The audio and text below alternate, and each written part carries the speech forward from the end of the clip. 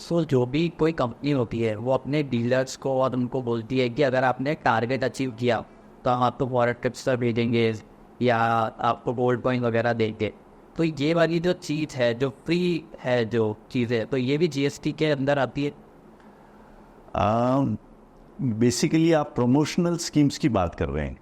जो कंपनीज है अपना अपना सेल बढ़ाने के लिए कुछ न कुछ इंसेंटिवाइज करती है अपने डीलर्स को, कस्टमर्स को। आप ज़्यादा लिफ्टिंग करेंगे तो हम आपको कुछ देंगे, which can be in the form of goods, कि मैं फ्रिज दूंगा, मिक्सी दूंगा, गोल्ड कॉइन दूंगा, समथिंग, या मैं पैकेज टूर दूंगा, कहीं घुमाने ले जाऊंगा, फॉरेन ले जाऊंगा, समथिंग, है ना। तो गुड्स और सर्विस को थोड़ा सा अलग अलग डिस्कस करते हैं क्योंकि इसका जीएसटी इम्प्लीकेशन है।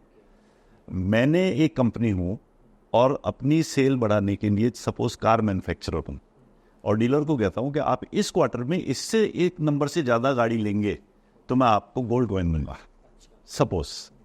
तो क्या हो रहा है, एक तरह से कि इसको दो तरीके से सोच सकते हैं।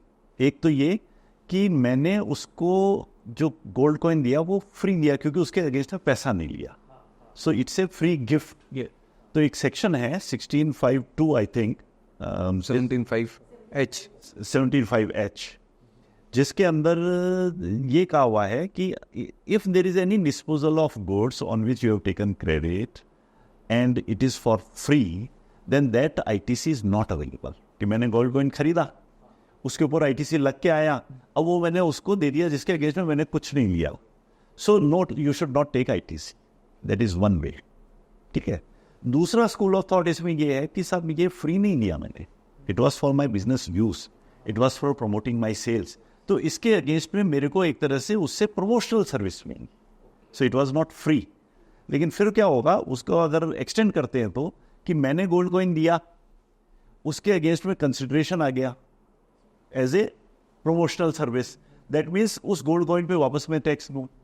तो मैंने क्रेडिट ली, वापस टैक्स दिया, तो भी मेरे पास कुछ रहा नहीं, है ना। और साथ में मेरे उस कस्टमर डीलर पे कभी ये इशू आ सकता है कि ही मे बी आस्क्ड टू पे GST on promotional services given by me, so that is another angle. तो हमारा सोचना ये वैसे कि जो फ्री गिफ्ट्स है, दोनों स्कूल ऑफ थॉट तो है, लेकिन how we take it is कि जब हमने कंसिडरेशन नहीं लिया, फ्री दी है, तो उसके ऊपर आईटीसी को आप फॉरगो करते हैं।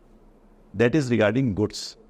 अब मैं बात करूं, मैंने कहीं बाहर ले गया टूर पे डीलर्स को घुमाने के लिए, तो वो भी एक मेरा प्रमोशनल ही है। लेकिन जो अपन बात कर रहे हैं 17.5H की, वो केवल गुड्स पे लग रहा है, सर्विसेज पे नहीं लग रहा है। सो फ्री सर्विस पे क्रेडिट नहीं मिलेगी, ऐसा कोई प्रोविजन नहीं है। तो कई बार कंपनी ये भी कहती है कि साहब मैं डीलर को बाहर ले गया था दुबई में डीलर मीट के लिए, और ऐसी जगह इसलिए चूज की ताकि सब आए और फ्रेश माइंड से आएंगे तो मेरी स्कीम्स अच्छी चलेगी, मेरी बात को समझेंगे, मेरा आगे बिजनेस वापस बढ़ाएंगे। सो मैंने बिजनेस मीट की, it was not something free. तो बिजनेस मीट अगर मैं कहता हूं और बिजनेस मीट का पर्पस सर्व होता है तो क्रेडिट मिलती, रेस्ट्रिक्शन ही नहीं। लेकिन अदरवाइज अगर मैं ले गया कि भाई घूमने ही ले चलो, कोई बिजनेस मीट नहीं है, तो वहाँ इशू है, वहाँ प्रोविजन नहीं होने के बावजूद में भी डिस्प्यूट है कि ये फ्री मांग है जब पता है कि भाई ये चीज़ है। तो क्योंकि उन्होंने कहीं न कहीं गिफ्ट को उसी नज़रिए से देखा कि सम टेंजिबल शुड गो, सर्विस को उस नज़र से नहीं देखा। हो सकता है कि ये गैप हो, मे बी लाइक दिस। तो इसलिए ये प्रमोशनल स्कीम्स पे इशू है। जहाँ भी प्रमोशनल आइटम अगर मैं दे रहा हूँ जिसके अगेंस्ट में डायरेक्टली कोई पैसा नहीं लिया है, तो आईटीसी रिवर्सल की डिमांड आती है departments, this what it is. और इसी से रिलेटेड जैसे कि हम बात करते हैं कि हम सेल में देखते हैं कि जो टी शर्ट है उस पर होता है कि बाय 1 गेट 2 फ्री, तो जो 2 है बाकी के, तो उसका फिर कहाँ जाएगा टैक्स, वो जीएसटी टैक्स किस पर लगेगा, 1 पर लगेगा कि 3 पर लगेगा? सही कह रहे हैं आप आनंद जी। काफ़ी इस तरह की मार्केटिंग स्ट्रैटेजीज और स्कीम्स चलती है, क्लियरेंस सेल चलती है, सीजन एंड होता है, तब हम मॉल वगैरह में जाते हैं तो वहाँ पे ये सब दिखता है, बाय 1 गेट 1, और काफ़ी ऑफर्स चलते हैं उस वक्त। तो इसमें ऐसा है कि ये एक तरह की स्ट्रैटेजी है। अगर आप बिजनेस ओनर देखें तो नथिंग इज फ्री देयर, है ना। अगर आपके साथ बाय 1 गेट 1 में आपको 2 शर्ट मिल रही है, तो जो सामने वाला पर्सन है वो दोनों की कॉस्ट आपसे रिकवर कर रहा है। एक ही कर रहा हो और एक आपको गिफ्ट दे रहा हो, ऐसी कोई चीज होती नहीं है। तो देखा जाए तो प्राइस दोनों की पे कर रहे हैं, ठीक है, आपको उसमें कम प्राइस थोड़ी हो सकता है पे करनी हो, पर दोनों की हो रही है। सो जीएसटी में देखा जाए तो there is a specific circular जो भी इस चीज को अग्री करता है, और वो सर्कुलर यही चीज क्लैरिफाई करता है कि दोनों की प्राइस उस एक प्रोडक्ट की प्राइस में शामिल है ना। तो कोई भी आपको एक तरह से एक्स्ट्रा मतलब बेनिफिट तो मिला है प्राइस में, लेकिन कोई भी चीज फ्री नहीं गई है।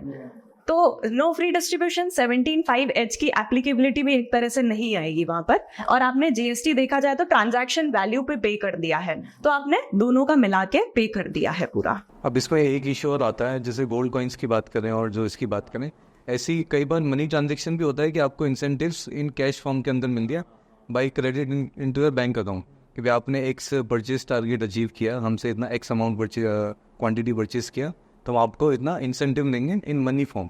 तो वहाँ पे थोड़ा कलर चेंज हो जाता है, क्योंकि that is a money transaction. वहाँ पे एज सच कोई गुड्स या सर्विस की कोई सप्लाई नहीं हो रही, ये तीसरी कैटेगरी आ गई।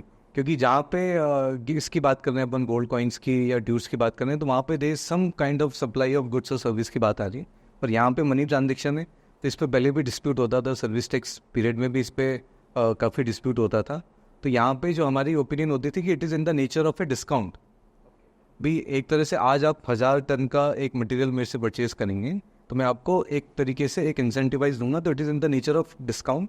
मेरी उससे परचेज कॉस्ट कम हो रही, तो वो मेरी डिस्काउंट की कैटेगरी का हो जाएगा। तो वहाँ पे फिर कई आईटीसी रिवर्सन की या फिर उस पर कोई tax implication on the dealer पे उसकी बात नहीं आनी चाहिए।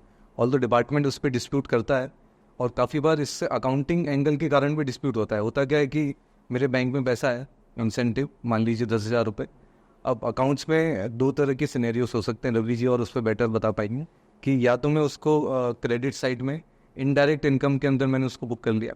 अब जीएसटी ऑडिट होगी, डिपार्टमेंट ऑडिट, अब डिपार्टमेंट ऑडिट करता है, वो रेवेन्यू साइड आपका सबसे पहले एग्जामिन करेगा। वो पूछेगा कि इस पर आपने जीएसटी पे कर दी, यस, इस पे कर दी, यस, इस पे किया, नहीं किया, क्यों नहीं किया, तो फिर वो आपको उसकी डिमांड और उस पर एलिगेशन लगाया कि भाई ये आपका इस पर जीएसटी लगेगा, आपने एक तरह से प्रमोशन या सप्लाई ऑफ सर्विस कर दिया। दूसरा एंगल होता है कि हम उसको परचेज की जो मेरी कॉस्ट है पीएनएल में, जो मेरी डेबिट साइड आती है, उसी से मैं उसको एडजस्ट कर दूँ। तो वो पहली चीज़ ऑन द फेस वो रिफ्लेक्ट भी नहीं होगा, और वो उसका नेचर भी डिस्काउंट का है, तो वो एप्रोप्रिएटली वहाँ पे क्लासीफाई हो जाए। But it is also one of the angle of litigation from department. Nikhil ji, just उसमें ऐड ऑन कर देता हूँ मैं कि जनरली हम भी हमारे क्लाइंट्स को यही सजेस्ट करते हैं कि एक तो कॉमर्शियल नोट आप उनसे लें, एंड हमेशा उसका अकाउंटिंग ट्रीटमेंट जहाँ तक हो सकता है reduce it from the cost side only. Okay, तो वो लेस लिटिगेशन वाला मैटर हो जाएगा कि अपरेंटली फेस पे कुछ नहीं दिख रहा है, तो लिटिगेशन का मैटर ऐसा अराइज नहीं होगा उस केस में। क्योंकि what is relevant is basically nature of transaction. मैंने उससे 50 कार खरीदी, उसके अगेंस्ट में उसने मेरे को एक क्वांटिटी डिस्काउंट दिया in the form of money, मेरे बैंक में आया। So whether I book it as income और I book it as reduce it my purchase cost, basically transaction की नेचर क्या है कि मेरे परचेज पे ज़्यादा परचेज करने पे मेरे को डिस्काउंट आया। सो मैं इंसेंटिव के रूप में अकाउंट फॉर कर दूं, तब भी मेरे को टैक्स लगना नहीं चाहिए। और वो जैसा रवि जी बता रहे हैं वो सही है कि लिटिगेशन रिड्यूस करने के लिए करेक्ट अकाउंटिंग वे भी है कि परचेज ही कम कर दो। इनकम डालोगे तो आप खुद एक तरह से उसको स्क्रूटनी में डाल रहे हो, करेक्ट, कि आप उसको एज ए डिस्काउंट बुक नहीं कर रहे हो, आज as a incentive income book कर रहे हो, तो लिटिगेशन क्रिएट होगा। फिर इनकम टैक्स में भी आप उसको रिटर्न में सो ये काफ़ी कुछ सेटल्ड भी है, क्योंकि प्री जीएसटी रिसीव में भी सेटल्ड है, जहाँ पे अल्टीमेटली डिसीजन आए कि nature was discount, therefore no. तो ये जो रेसिपिएंट एंड पे डिस्प्यूट जाता है, और फ्री गिफ्ट का सप्लायर एंड पे डिस्प्यूट जाता है।